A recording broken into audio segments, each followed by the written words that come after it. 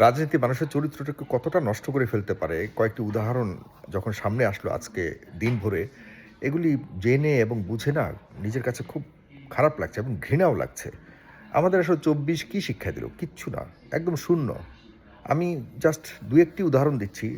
গণ অধিকার পরিষদের শীর্ষ নেতা যারা রয়েছে, এরা গত কদিন যাবৎ তাদের নিজস্ব দলের ব্যানারে নিবন্ধিত দল, দেখুন নিবন্ধিত দল, নিবন্ধনের জন্য তারা কত ফাইট করেছে।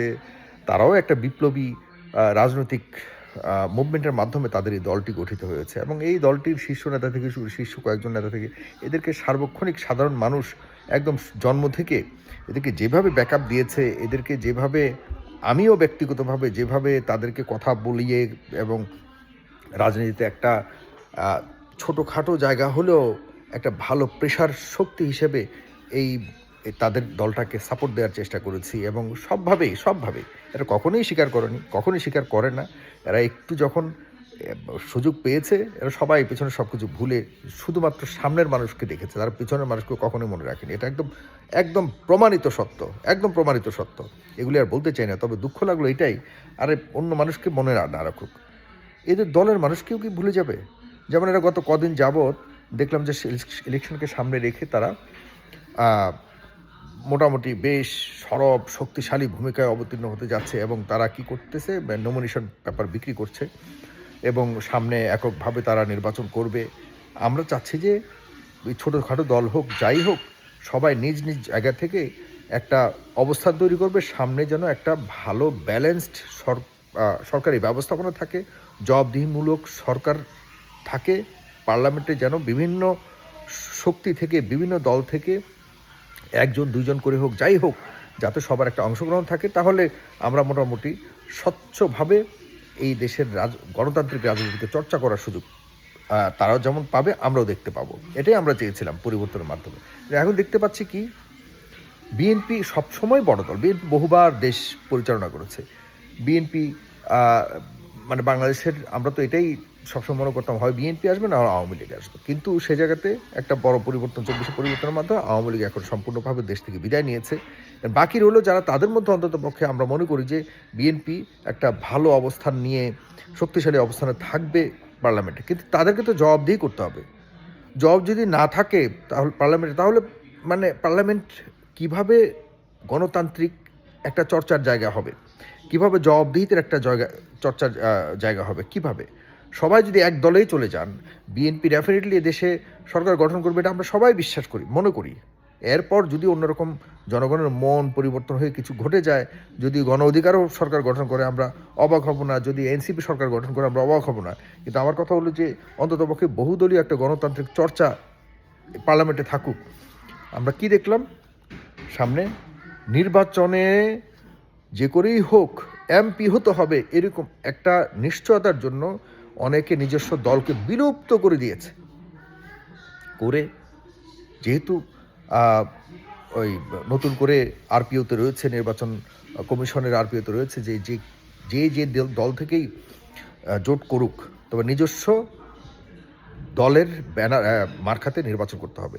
এখন এই যে এত যুদ্ধ করে নিজস্ব দল নিবন্ধন করে মার্কা নিয়ে, এত কিছু কাহিনী করে মার্কা নিয়ে, এখন আবার নিজস্ব দলগুলো বিলুপ্ত করে শুধুমাত্র সংসদ সদস্য, নিজে সংসদ সদস্য হওয়ার জন্য একটা বড় দলে যোগদান করছেন।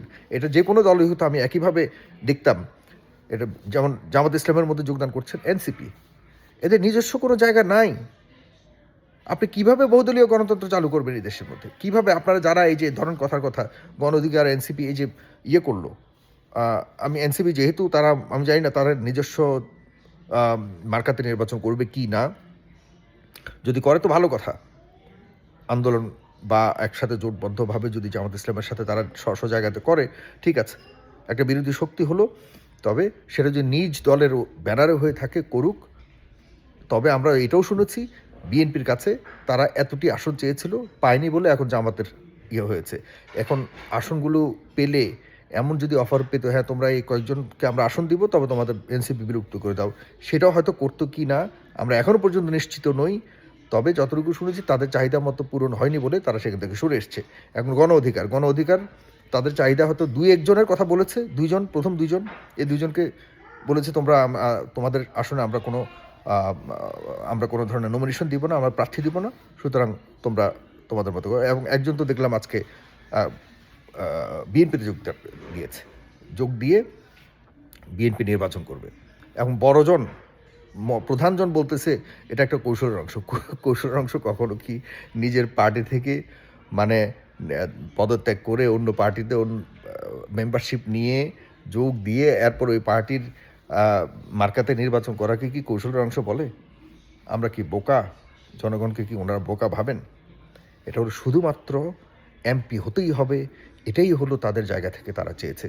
এখন আমি জানি না আপনাদের দৃষ্টিতে এমপি হওয়াটাই যদি রাজনীতি হয়, এমপি হওয়াটাই যদি মনে করেন যে না এটাই হলো একমাত্র সফলতা, তাহলে আমার কোনো বক্তব্য নাই। কিন্তু আমার বক্তব্য হলো তারা যে মানুষগুলিকে এই গত 2-1 মাসের মধ্যে যে মানুষগুলিকে এবং কয়েক বছর ধরে যে মানুষগুলিকে আশ্বাস দিয়েছে, প্রত্যাশা দিয়েছে এবং স্বপ্ন দেখিয়েছে যে তারা নিজস্ব একটা জায়গায় শক্তিশালী রাজনৈতিক শক্তি সঞ্চয় করে একটা ভালো জায়গায় ক্রিয়েট করবে, সেই জায়গায় তারা কি আছে? আর তারা যাদেরকে নমিনেশন দিয়েছে টাকা পয়সা নিয়ে, এই লোকদেরকে কি বলবে? এরা গণ অধিকার পরিষদ থেকে এই লোকগুলি নির্বাচন করবে, আর শীর্ষে যে 2জন এরা ধানের শীর্ষে নির্বাচন করবে। এর চেয়ে নগণ্য, হাস্যকর, এর চেয়ে মজা, এর চেয়ে কৌতুক আর কিছু হতে পারে? নিজেরা বিক্রি করলেন নমিনেশন যে তোমরা আমাদের দলের ব্যানারে নির্বাচন করবা, মার্কা নির্বাচন করবা, আমরা আরেকজনের দলের মার্কা নির্বাচন করব। এর চেয়ে বড় ভণ্ডামি আর কিছু হতে পারে বলেন? এদেরকে আমি দেখেছি, কারণ এরা মানুষের কৃতিত্বকে অস্বীকার করার জন্য যথেষ্ট মানে পারদর্শী। আমি গণ অধিকার পরিষদকে যথেষ্ট সাপোর্ট দিয়েছি, কিন্তু এরা অকৃতজ্ঞের মতো আচরণ করেছে, যে কারণে আমার কাছে মনে হয়েছে যে এই ধরনের রাজনৈতিক কালচার আমাদেরকে সামনে খুব ভয়াবহ রূপে আমাদেরকে নিয়ে যাবে। আমরা আসলে প্রত্যাশার আশপাশেও নেই, একদম আশপাশেও নেই। আজকে দেখলাম নাজমুল হাসান তাদের দলের ছাত্র অধিকার পরিষদের প্রেসিডেন্ট, এই ছেলেটা এত খাটুনি, এবং সবাই ফারুক টারুক থেকে শুরু করে কি বলবেন আপনি ওদেরকে? এই যে হাজার হাজার আপনাদের দলের নেতাকর্মীরা রয়েছে, এদেরকে কি বলবেন? যারা নমিনেশন কিনেছে এদের পয়সা ফেরত তো দিতেই হবে, বরং এরা আপনাদের বিরুদ্ধে কী ধরনের ব্যবস্থা নেয় আমি জানি না। এটা তো ওদের সাথে বেইমানি সরাসরি। অনেক ছাত্র নেতারা যারা করেছে, আপনার এই গণ অধিকার করেছে, সকল সুযোগ সুবিধাকে অনেক জায়গা থেকে আমি দেখি এনসিপি থেকে চলে আসছে, আবারও ফিরে চলে আসছে যে না গণ অধিকার। এদের জন্য কি করে রাখলো তারা? শুধুমাত্র নিজেদের 2জনের চিন্তাই করতেছে তারা কি দলের চিন্তা করেনি? কখনো করে না। এটাকে রাজনীতি বলে? আর বিএনপির হ্যাঁ যাক এমপি হবে, এই যারা নিজের দলকে পর্যন্ত ত্যায্য করে শুধুমাত্র এমপি হওয়ার জন্য নিজের একার সুবিধা যারা ভাবে, তারা এই দলের বা এই দেশের সুবিধা এই দেশের জন্য কি ভাববে বলেন? এরা কি এই দেশের জন্য সেরকম ত্যাগ করবার মতো সেই মানসিকতা রাখে? দুঃখজনক। এনসিপি একই কাণ্ড, কোথায় সব জায়গায় ঘুরতেছে। এই 24কে পকেটে ভরে বিক্রি করে ব্যবসা বাণিজ্য সব কিছু করে এমন অবস্থায় গেছে। এই ছেলেগুলি একটারও কোনো ইনকাম সোর্স নাই, এগুলি এখন দাবড়াচ্ছে চতুর্দিকে, বিশাল বিশাল গাড়ি এবং পকেট ভর্তি টাকা, এই সেই কোত্থেকে আনতেছে? এই যারা এখন দৌড়াচ্ছেন না এদের পেছনে, শীর্ষ কয়েকজনের পেছনে, ঠিক এরকমভাবে বঞ্চিত খবর পাবেন। ঠিক একইভাবে আপনাদেরকেও এই হুট করে একটা টার্ন নিয়ে নেবেন নিজের যখন সুবিধাজনক জায়গাতে যাবে।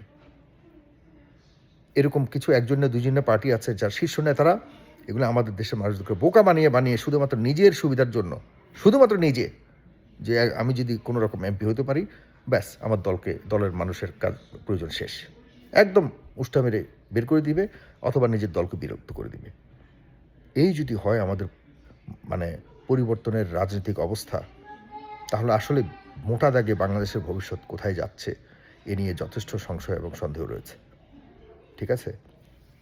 আরে ভাই, কম সুযোগ আসে নাই, তবুও অ্যান্টি ইনকামবেন্সি একটা জায়গাতে সবসময় রেখেছে নিজেকে। আমি বহু ভুল করেছি, আমি বহু অন্যায় করেছি, সেটা ভিন্ন কথা, কিন্তু মোটা দাগে দেশের ক্ষতি করার মতো কিছু করি না। অন্তত পক্ষে 10 জনের ক্ষতি হবে নিজের সুবিধার চেয়ে, এরকম কোনো কাজ করিনি কখনো। সেই জায়গায় বসে বলতেছি, আমার কথাকে হয়তো অনেকেই ব্যক্তিগতভাবে নিতে পারেন। আমি পুরো দেশের রাজনৈতিক অবস্থার ভবিষ্যতের কথা চিন্তা করে কথাগুলো বলেছি। এখন আপনাদের কাছে বহু কৌশল থাকতে পারে। আর এসব কৌশল করে মানুষকে আমরা বঞ্চিত করেছি। যে কৌশল মানুষকে বঞ্চনা দেয়, যে কৌশল মানে একটা বড় সম্ভাবনাকে নষ্ট করে দেয়, এগুলো কৌশল না, এগুলো ক্ষতি। মাথায় রাখতে হবে।